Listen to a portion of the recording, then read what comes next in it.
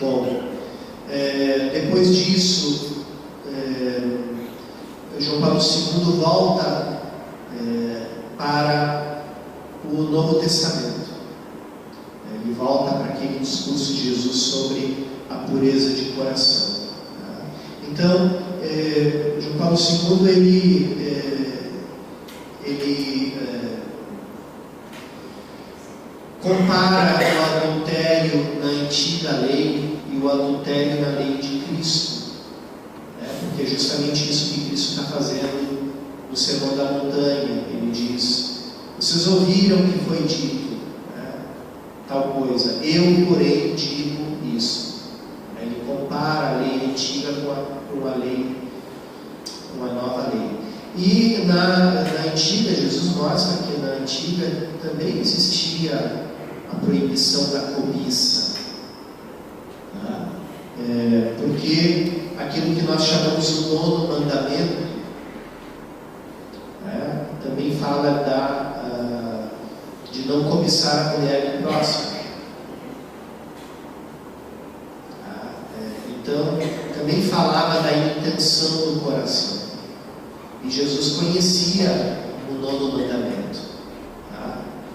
Embora você saiba, que a organização dos 10 mandamentos é um pouco diferente na formulação judaica, porque o novo mandamento e o 10º estão juntos.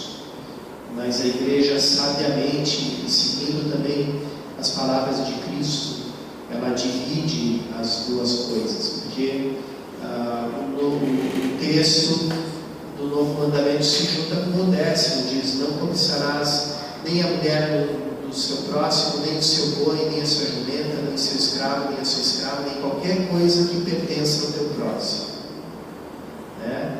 Então, nessa formulação, é claro que esse também não é o horizonte da lei antiga, mas nessa formulação alguém poderia entender que a mulher e a jumenta e o boi e qualquer coisa material estão no mesmo nível.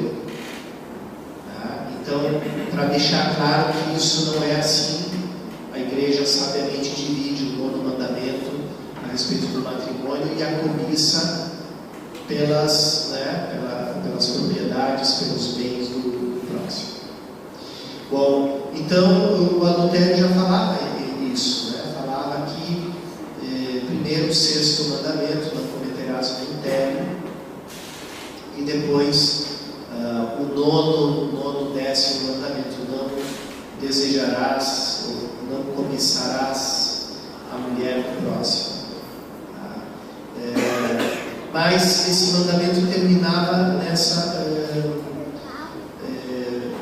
observância externa, no sentido de que, bom, e aqui também isso é uma grande novidade no ensinamento de João Paulo II, porque ele faz essa pergunta. Jesus fala: aquele que olhar para uma mulher com mau desejo já cometeu adultério com ela no seu coração. Isso Jesus fala. E João Paulo II, de forma muito perspicaz, ele diz assim: bom, mas aqui Jesus não diz quem olhar com mau desejo para uma outra mulher que não seja a sua. Então, ele diz assim, então, quer dizer que não vale, se eu olho para outra mulher com mau desejo, eu estou caindo no nono mandamento, que já existia. Então, qual é a novidade de Cristo?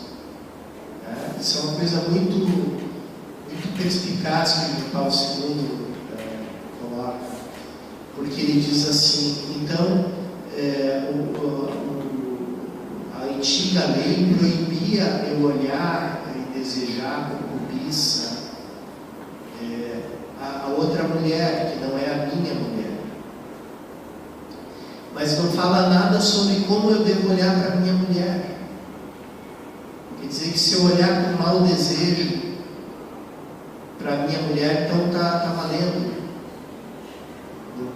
problema se eu olhar para minha mulher como um objeto, como alguém que eu posso usar. Então está valendo porque ela é minha mulher. Né? Então João Paulo II ele justamente coloca aqui né, essa observação. Jesus não diz no texto, né, se olhar para outra mulher que não seja a sua. Ele diz: se olhar para uma mulher com mau desejo, já cometeu adultério com ela no seu coração. Então pode acontecer um adultério dentro do próprio casamento, né? Quando o homem olha para a sua mulher de uma forma que ele não deveria olhar, né? E João Paulo II aqui ele fala também dos ensinamentos dos profetas. Ele lembra, né, dos ensinamentos dos profetas que falavam do adultério do povo de Israel, né? Quer dizer, de uma relação não justa, não adequada com Deus.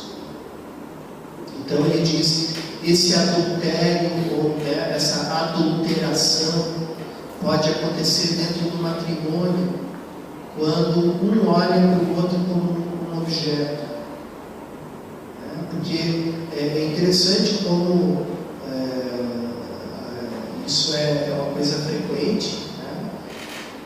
Os homens acham que no momento que casaram, a mulher é uma carta branca, né? Então, você tem que fazer tudo o que eu quero porque você é minha mulher. Então a mulher se transforma numa espécie de escrava sexual do homem, né? E ainda gratuita ainda. E é por isso, por essas distorções, né, essas distorções que faziam um homem inteligente como o Leão Tolstói, né, dizer que o casamento era a forma legalizada de prostituição na sociedade. Então, ele colocava isso. Né? Então, porque o homem dá um sustento vitalício para a mulher e tem a mulher como seu objeto vitalício de prazer. Então, está tudo tranquilo, está todo mundo em paz, né? A sociedade não se inquieta com isso. Mas aqui Jesus vai mais a fundo e olha para o coração e diz: não, você olhar com mau desejo para uma mulher, você está cometendo adultério com ela no teu coração.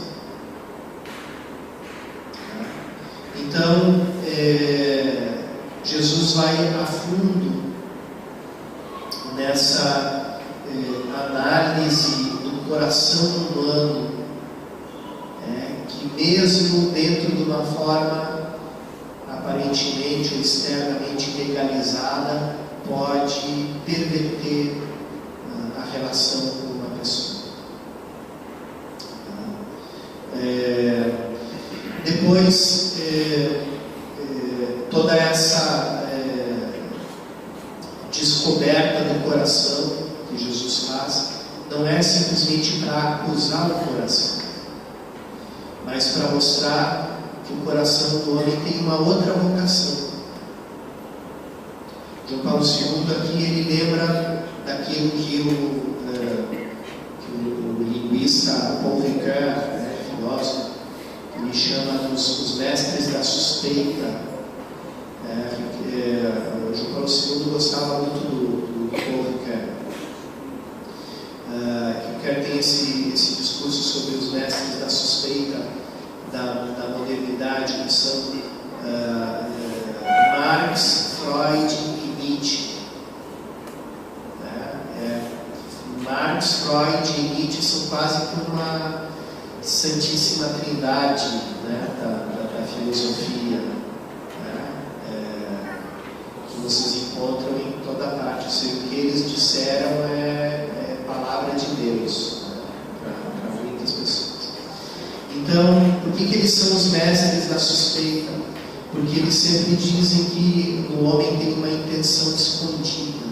Para Marx, é o interesse econômico, para Freud é o interesse sexual, e para Nietzsche é o interesse do poder, é o super-homem, né, que mesmo esmagado pela moral de escravos cristã, né, no fundo ainda existe esse super-homem, que é destinado a estar além do bem e do mal e mandar sobre os outros, e afirmar a sua superioridade. Então é interessante como nesses três mestres a gente encontra as três concupiscências, né? Então, Marx no ter, Freud no prazer e Nietzsche no poder. Então aí de novo as três concupiscências. Aqui também tem um texto muito interessante daquele cardeal Fulton Sheen, que falava das três idades do homem, né? A juventude é marcada pela concupiscência do prazer, os jovens são escravos do prazer.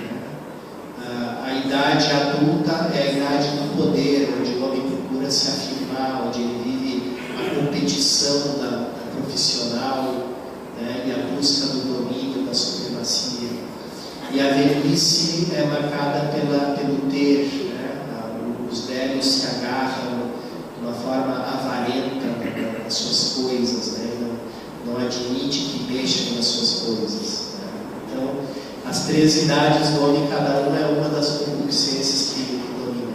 Mas Jesus não descobre o coração do homem para acusar simplesmente o coração, mas para resgatar o coração, redimir o coração. Então, ao falar do mau desejo, ele, como uma imagem que é negativa, que você revela e se transforma numa imagem positiva, ele fala de bom desejo do coração, da possibilidade que o coração tem da nova lei de Cristo, de voltar ao princípio, de voltar a ver o outro como um dom, de ver a mim como um dom para o outro também.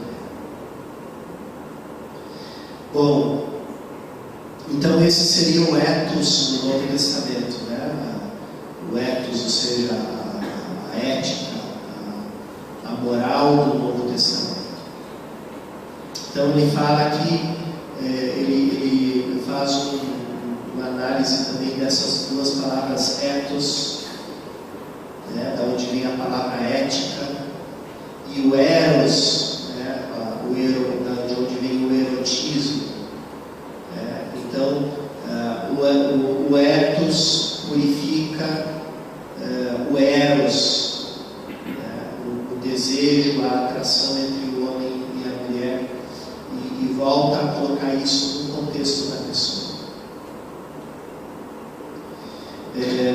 Depois, João Paulo II vai falar sobre a doutrina paulina, sobre a carne. A gente tem aqueles textos que falam de que o cristão não deve viver segundo a carne, mas segundo o Espírito, porque os desejos da carne são contrários aos desejos do Espírito, etc. Então existe em São Paulo um discurso da carne versus Espírito. Então aí vem a pergunta: será que isso é um maniqueísmo? Será que isso é aquele esquema dualista, maniqueu, que vê a matéria como algo essencialmente negativo e mau? Ou está falando de uma outra coisa? Então, João Paulo II analisa um pouco o contexto dos ensinamentos de São Paulo, e ele evidencia como São Paulo dá um grandíssimo valor para o corpo.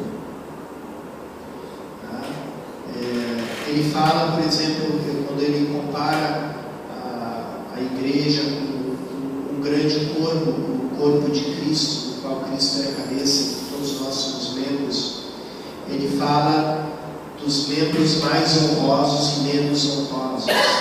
Ele diz assim, que os membros de maior honra, o os membros de menor honra são tratados com mais respeito, com mais decoro.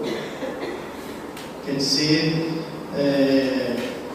a parte do corpo referente à masculinidade e à feminilidade, ela é coberta, ela é de alguma forma honrada, no sentido que ela é coberta, ela é tratada com decoro. E João Paulo II fala, não é que os membros do corpo humano alguns têm mais honra que outros, e muito menos que as partes do corpo referentes à sexualidade têm menos honra que as outras. Mas são as que estão mais sujeitas à desonra por causa do olhar da concupiscência. Então, essa fragilidade de estar mais sujeito à desonra pelo olhar do outro, ela é super compensada com uma maior honra. Então, os membros menos honrosos, mas nesse sentido, são tratados, são cobertos com maior decoro, com uma maior delicadeza. E São Paulo também fala do corpo como templo do Espírito Santo. E ele fala do corpo como templo justamente no discurso contra a impureza. Todos os pecados que as pessoas cometem são fora do corpo, mas quem peca por impureza peca contra o seu próprio corpo. Então aqui Paulo revela a dignidade do corpo. Então, à luz desse ensinamento, a gente lê aquele texto da carne contra o espírito, e a gente percebe uma coisa, quando o São Paulo fala das obras da carne, ele fala da fornicação, da impureza, do despudor, do adultério, coisas que na nossa visão atual a gente chamaria pecados da carne, mas ele também considera obras da carne outras coisas que a gente considera como pecados espirituais, ou seja, as rixas, as dissensões, as invejas. Para eles tudo isso é obra da carne também. Então, a carne para São Paulo é uma outra coisa, é um termo que João Paulo II coloca em comparação ao termo mundo em São João. O São João diz, eles estão no mundo, mas não são do mundo, ou o mundo não conheceu Cristo. Ou naquele trecho que a gente já viu da primeira carta de São João, tudo o que há no mundo, ou seja, a concupiscência da carne, a concupiscência dos olhos, a soberba da vida, para João essas coisas estão no mundo. Então ele fala do mundo em termos negativos, às vezes São João fala do mundo em termos positivos, como a criação de Deus, mas às vezes ele fala do mundo em termos negativos, como o conjunto das coisas que fecham o homem na sua imanência e não permitem ele entrar em comunhão com Deus. Então é nesse sentido que São Paulo fala da carne, como essa realidade que fecha o homem em si mesmo. Então, muitas vezes ele fala, por exemplo, quando as pessoas disputam dentro da comunidade cristã, ele diz, já se vê que vocês são pessoas carnais ainda, vocês ainda não são espirituais. Então, ou quando aquelas pessoas querem fazer que os pagãos sigam a lei judaica, eles querem se gloriar na vossa carne.